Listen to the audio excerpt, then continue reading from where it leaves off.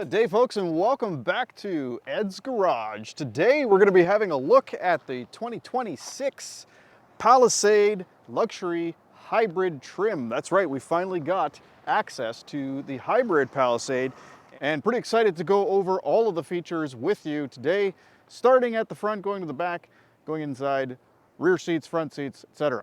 All right, so starting at the front, obviously this is the fully redesigned Palisade for 2025, now a year later, but no changes on the front just yet. But to go over some of these things, we do have the active shutters in the front. Of course, that reduces aerodynamic drag, keeping those closed, opening only when necessary. However, there is still a fairly large grille here. You can see the pedestrian warning speaker right there. There, of course, is full 360 camera system, so there's the front-facing camera for that. Nice, smooth, flush badge. Up in the windshield, you can see we've got the forward-facing camera for the adaptive cruise control, lane departure, lane keep assistance, pedestrian detection, cyclist detection, that sort of thing. This one does also have front parking sensors and rear parking sensors as well, of course. And then right between the two active shutters is the forward-facing radar system, which of course works in conjunction with that forward-facing camera for all that safety technology. Now, we've also got projection LED headlights and high beams, and these cool daytime running lights that actually on this vehicle are the same color as the body, which is kind of cool. But check it out, they're your turn signals and your daytime running lights. Now, they don't actually flicker like that in real life. That's just the camera doing that. Well, let me pop the hood real quick and show you what's underneath there. All right, so first off, we do have hood struts on this, so that's kind of nice. It'll hold itself up. We've got lots of insulation underneath the hood here on the firewall. We've got insulated panels covering the sides, which is all really nice. It's a very, very well laid out engine bay, which is awesome. Now this one, of course, is the hybrid, but it's a 2.5 liter turbocharged hybrid. And it's actually making 329 horsepower, 339 foot-pounds of torque. So it's no slouch, it's got a lot of power. That little engine will get this very large vehicle up to 100 kilometers an hour in just under 7 seconds. That's pretty awesome. Now that hybrid engine is of course paired with Hyundai's 8-speed automatic transmission and a really, really good all-wheel drive system that does not rely on a rear drive motor. It actually does have a physical linkage between the front and the rear, making this all-wheel drive system quite robust and honestly one of the best in the business when it comes to anything that involves off-road or having a wheel up in the air or snow or whatever. It's a really, really good all-wheel drive system. Magna International designed right here in Canada and Austria as well, actually. And yeah, one of the best in the business. All right, going down the side of the Palisade, we have Pirelli Scorpion mud and snow tires. That's pretty cool. So Pirelli tires on this one, they are a 20-inch rim, although it doesn't look it. It's weirdly this design makes it look a bit smaller. It's a 255 50 R20. Further down, we can see the mirrors do have the marker lights, which is helpful, of course, for people in your blind spot, seeing that you're about to turn, and you'll notice they are power folding when you lock the doors. You can also see there's a little camera on the bottom here. That is for the 360 camera system and for the blind view monitor, which I'll show you in a bit. We've got blind spot monitoring in the mirror as well. And then further back, you can see we've got proximity entry with the digital key capability. So you can actually use your cell phone as a key.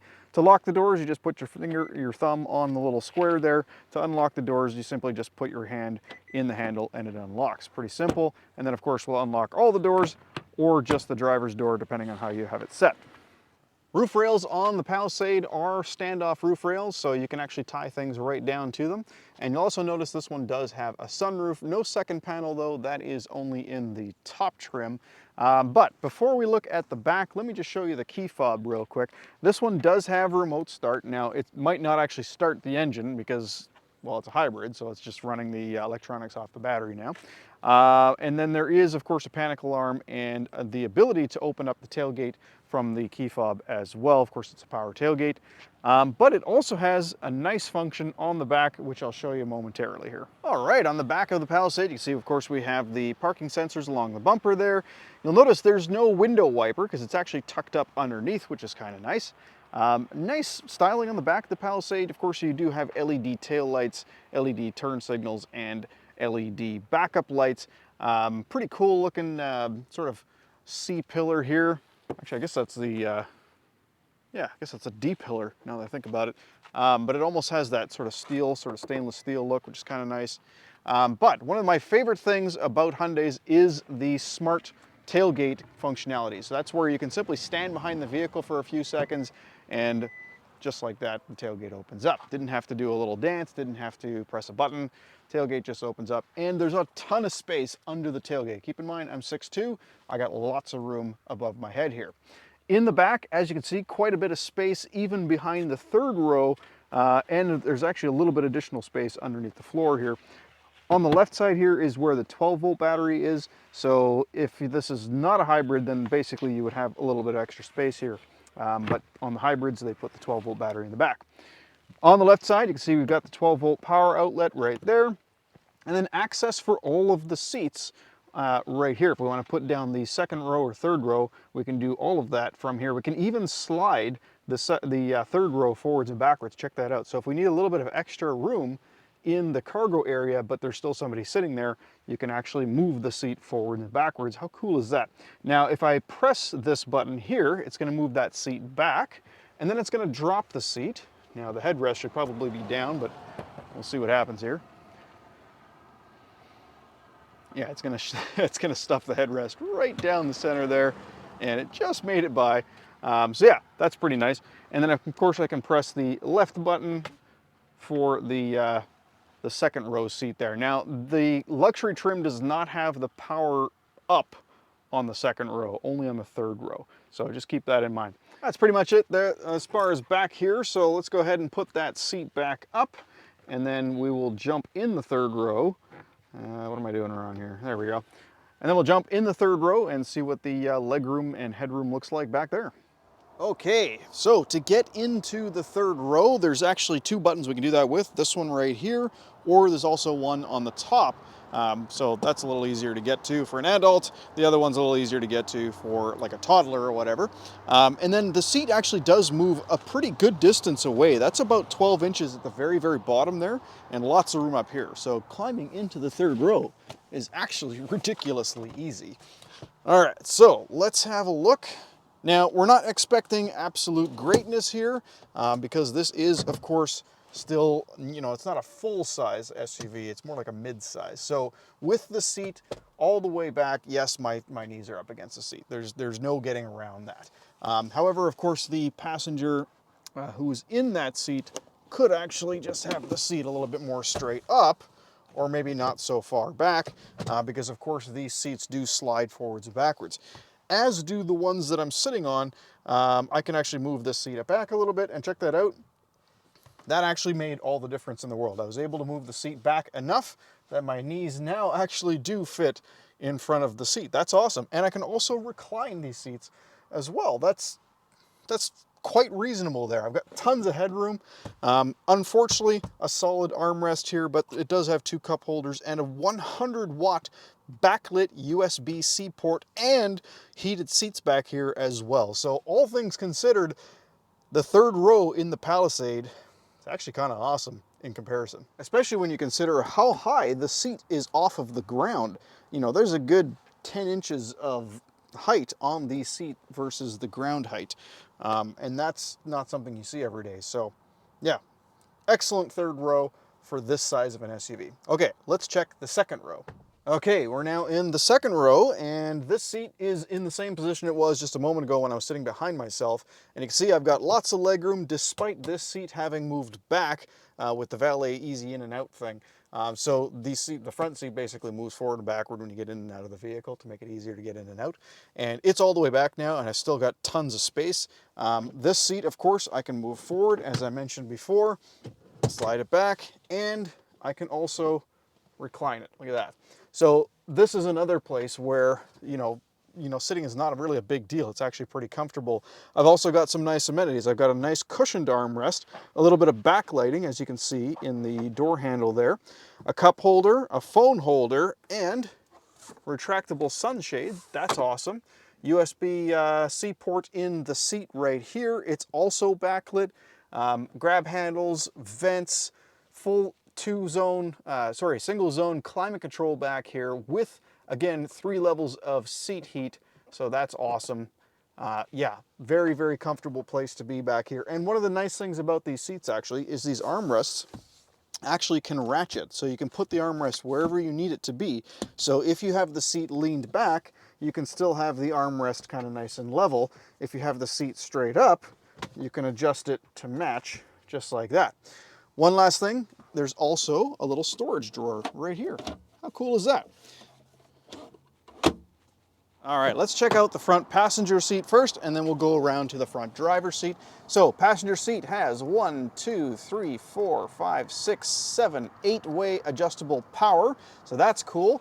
Other than that, back up here, yeah, nice long door handles. Again, backlighting there. We've got dual bottle holders. There's a little shelf here with rubberized sort of mat to put your phone if you want. And an okay sized glove box. But yeah, let's jump in the driver's seat. Okay, driver's seat is 10-way adjustment, with the difference being that you can raise and lower the lumbar support, so that's the only difference there. Quick access here to child safety lock, which is for the window and the door, which is nice. Auto up and down on the front 2 windows. You got the button here to fold the mirrors in if you want, so you can do that whenever you like. You've also got memory seating and mirrors here, but that's per profile. So there's actually 4 positions, despite there only being 2 buttons, because the 2 buttons work within one user profile and they work separately within the driver 2 profile. Okay, let's jump in. And there we go. So as you can see, a ton of headroom. I can even put the seat down a bunch. Check this out. There's a lot of room in this vehicle, guys. A ton of room. Okay, seating position, very, very comfortable. My arms are at the same height, like the arm rests are the same height on both sides, which is nice. We've got a very, very large compartment here that's actually quite roomy, and it's lit up as well. Very, very soft touch material on the armrests. Tilt and telescopic steering wheel, just manual on this one though. It does go in and out, up and down, which is good. On the left side of the dashboard over here, you can see we've got dashboard illumination. Got your tailgate button, the fuel door button. There's your tow haul mode button there. Got your power e-brake. And then we also have traction and stability control. Up here on the steering wheel on the left stalk, you see we got automatic high beams and headlights, okay? Now, if you tap it, it will flash a few times on its own. That can be set to 5 or 7 flashes as well as 3. And you'll notice when you do that, it turns on that blind view monitor, which is super awesome. We've got paddles on the back of the steering wheel, which I believe are only for changing gears, and we'll check that on the test drive. As for the buttons on the left of the steering wheel, we've got cruise control. This is cruise on and set speed, increase, decrease, pause, resume, and this is the distance adjustment right here, because it is, of course, adaptive cruise. These 2 buttons right here, they go through everything in that little center screen. There's lots to look at there. So if I press that, you'll notice that those 3 lines at the bottom there, those are the 3 different menus. This menu here has multiple screens within it, which I can then control with the scroll wheel here. So if I scroll to the very top one, we have our current trip, so that's basically our consumption and distance and all that stuff since turning on the vehicle. Then we have since refueling the vehicle, since the last reset, tire pressure monitor, power distribution, so where power is going to as you accelerate, and then our speedometer, which of course is digital, and we also have a digital speedometer on the left, which can be made analog. And then we've tap that top button again, we get our compass. However, if we're using the turn-by-turn directions on either wireless CarPlay, wireless Android Auto, or the built-in navigation system, it'll put our turn-by-turn directions right there on the screen. The buttons on the right-hand side now, so we have mode, which is where music comes from, next song, previous song, a customizable button, which we usually just set to hang up phones. There's your answer button there, volume, mute, and voice recognition. I will again link all of the different voice recognition commands in the description below. There's a video that I've done specifically for that. And then we have the right-hand stock here. Now, no auto wipers on this one. However, when you adjust the wipers, you can see what setting it's on right there. You got your intermittent, of course, and then your rear wiper, which is also automatic, which is kind of cool. And then, of course, you pull that towards you for the front windshield, push it away from you if you want to clean the rear window. Center console. wireless charging and your NFC port right here for when you're using digital key. Nice large cup holders with little springy things in there for smaller cups.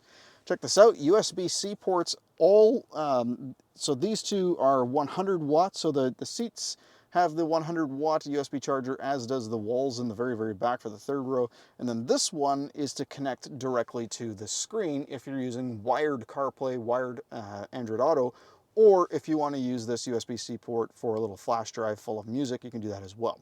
So that's why there's a third port there. In front of the center console, a big, huge storage location right here, a 12-volt outlet, and a little shelf for just little knickknacks. It's all rubberized as well, so that's kind of nice. Above all of that, you have the dual zone automatic climate control and some nice touches here. We have 3 levels of automatic, which is good. 2 levels for the heated seat, steering wheel, 3 levels for the heated seat, and also 3 levels for ventilated seats. That's right, this does have vented seats in the front. It also has automatic recirculation when you use the windshield washer fluid. As you can see, recirculate just turned on. Sorry, my phone's having trouble focusing on this. But yeah, so you automatic recirculate when you turn on the windshield wipers, washer, sorry, or if you drive through a tunnel, the navigation system will tell it that it needs to have recirc on as well, so you don't smell the tunnel air. As for the buttons up here, we've got our different drive modes. So there are basically 3 regular drive modes. You got Eco, Sport, and My Drive, which is fully customizable. And then if we press the button right above that rocker, we've got terrain modes, snow, mud, and sand. Pretty cool. Lots of customization there. We've also got a auto hold button, which will stop the vehicle from moving when you take your foot off the brake. Power button for the stereo. Now you can shut the whole screen off if you hold that button down. Home button will of course take you always to the home screen. Your home screen, and as a matter of fact, everything else on the screen is fully customizable as well. You can move stuff around. I'm not going to go over this screen, guys. If you want to learn more about this, please check out the video in the description below for infotainment system analysis. It was also done on a hybrid, so this is all going to be exactly the same on that vehicle as well. One thing it does not have in that video is the trailer mode screen, so I'm going to show you the trailer mode real quick. You can change the trailer type, weight, that sort of thing.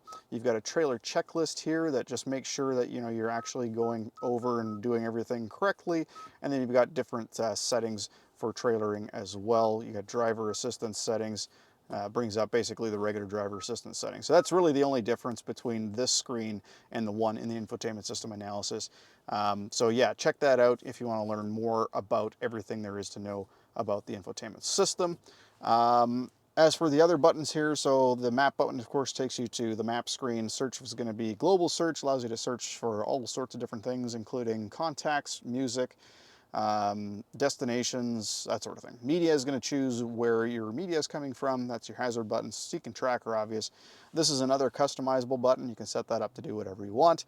I like to make it the projection screen button, so you have a quick way back into Android Auto or Apple CarPlay. Setup, of course, is just going to take you to the setup screen. Tuning knob is obvious. And then on the right-hand side here, you can see we've got hill descent assistance. So that's up to 40 kilometers an hour. The vehicle will maintain its descent speed when you let your brakes off. And then we've got the parking sensors. You can turn them off and on right here. Or if you hold the button down, you can actually disable the rear front and rear parking collision avoidance assistance. So if you don't want the car to hit the brakes if you're getting too close to something, you can hold this button down to disable that. And then we have the parking camera button. Check this out. So we've got the 360 camera system. Sorry, just turned it off by accident. We got the 360 top-down camera system, which of course shows you the swing of the front of the vehicle if you're in reverse. It also shows you the swing of the side of the vehicle when you're driving forwards. So if I switch the camera to reverse real quick here, as you can see, there's the swing. It shows you your parking sensor warnings as well. So that's the little orange lines. The yellow lines just where you're going to go. Nice dynamic steering lines as well, though. Good refresh rate on those. Works spectacularly well. And of course, we have the full 360 view, which you can manipulate, move around. You can also change the camera view to curbside. So if you wanted to do like a parallel park maneuver, you can actually see the wheels on the front or rear of the vehicle. So spectacular camera system. Up here, of course, we have a regular auto dimming mirror with home link buttons for 3 garage doors or gates. And then, of course, we got our upper console here with map lights, all the lights on when your doors are open, all the lights on whenever you want, and then of course controls for the sunroof. We also have the call for roadside assistance button and the SOS button in case of an emergency. Sun visors do both slide, and they do both have mirrors and lights that come on when you open the mirrors, so nice sun visors as well. All right, let's take this thing out on the road and see how it drives. We'll go for a little loop on the freeway and some back roads and yeah, see how it does. Well, there's our rear cross traffic alert already going off, so I get to show you what that looks like in real time.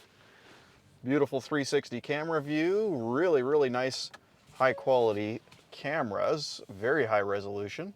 So what I'm going to do today is I'm going to take this for a drive on the freeway and a little bit off the freeway. I want to see how much power it has, how quickly it picks up, and what sort of fuel economy we get. Because obviously this is a heavy vehicle and the engine is quite powerful. It's still a 2.5 liter turbo, so it will get up and boogie pretty quick, and that's what we want to see is how much fuel economy we get, you know, just on normal driving. So I'm going to accelerate pretty hard onto the freeway. We'll drive over 100 kilometers an hour for a little bit, and then we'll take it off the freeway and just see what that does for our fuel efficiency. So I think you can see the instrument cluster here. Currently, the engine is off and it's just running on electricity, and you can see that on this screen as well on the infotainment system. And now the engine just fired up. So first quick impression, very smooth actually. Some of these bumps in the road are pretty terrible. And of course you can see we have the blind view monitor coming up on the instrument cluster. All right, getting onto the freeway here, and a little acceleration, see how it is. Not bad. I mean, it's a big vehicle, so I can't expect it to be a rocket ship, but at the same time, that was pretty good. All right, so the engine has shut off again because we're coasting now a little bit. And now the engine's back on. Okay, so yeah, unsurprisingly, you know, larger vehicle, heavier vehicle, the engine is going to need to stay on most of the time. Obviously a hybrid, that's the way it works anyway. But I wanted to see how long it would stay off on the freeway, and it was just for a moment, 30 seconds or so tops. All right, so I'm going to go ahead and reset the trip odometer again. Cruise control on, lane centering on. All right, so highway drive assist is turned on, and it should do all the steering for me now, maintaining a distance between us and the car in front of us all on its own. And there you go, so it's steering around this corner all by itself. Now, as far as the level of wind noise and road noise, it's pretty subdued. It's not very loud in here. It is a larger vehicle though, so I do hear a bit of that echo chamber in from the back. I can hear road noise more from behind me than I can from around me and in front of me. Not so much to put me off the vehicle by any means. This is still an absolutely amazing vehicle and a really comfortable, really nice ride. So far, since resetting the trip computer, I'm getting 10 liters per 100 kilometers at 120 kilometers an hour. These things really tend to shine in the city. So we're gonna get off the freeway here and see what sort of fuel economy we get just driving at sort of city speeds. All right, so lane keep assistance, lane centering works great even off the highway. Currently, that is what it's using right now. Obviously, I'm keeping my hands on the wheel, but it works really well. And that's one thing I do miss about, you know, no longer having my Hyundai. It was that the lane centering, lane keep assistance, the highway drive assistance was awesome on my Ioniq 6, and now with my Rivian, I just don't have that anymore. So that's one thing that Hyundai does exceptionally well, and you don't have to pay extra for it. It's just basically built into the vehicle. Even the base models have lane centering. The technology is there on almost all Hyundais. The adaptive cruise, obviously, you know, you need to spend a bit more money to get something like that, and it works really well. Quite a nice interior on this one too. I mean, the materials are actually quite good. Not as nice as the calligraphy trim, obviously, that, you know, you spend more for that. This is still a leather product on the seats, so that's quite nice. We still got some, you know, soft touch materials on the door and the dash. Yeah, good comfortable seating position. I have spectacular visibility all around. Obviously all the cameras help with that as well, but you know, anybody that jumps in and drives this vehicle isn't going to feel like they're driving a very large vehicle. It's actually pretty easy to handle. The turning radius on these is fantastic as well, so it makes it feel smaller because you can get in and out of tight spaces quite easily thanks to that turning radius. So one thing I just noticed is that the paddles in the back of the steering wheel, even in eco mode, are being used to change gears, and that's interesting because they were used for the adjustment of regeneration levels in the Santa Fe. Weirdly, I can't adjust the regen levels in this one. I wonder if that's a setting. But so far, at normal sort of city speeds, getting spectacular fuel efficiency, 6.5 liters per 100 kilometers. That's really good for a vehicle this size. It's awesome. So going around some of these corners here, the handling, not bad. There's not a lot of body roll. It's staying very flat actually around these corners. That's pretty impressive. So clearly they've done a spectacular job with the suspension. Now this of course has McPherson struts up front, multi-link suspension in the rear. It does also have self-leveling suspension, which is pretty awesome because there's actually trailering modes on this vehicle as well. So pulling a trailer, you've got the tow haul drive mode, as well as the self-leveling rear suspension and the ability to tow up to 5,000 pounds, assuming you have trailer brakes. So yeah, this will be a great road tripping vehicle pulling a little camper trailer. Going a little quicker around some of these corners, and yeah, wow, it's doing it exceptionally well. So I just got a message on the screen that's pretty interesting.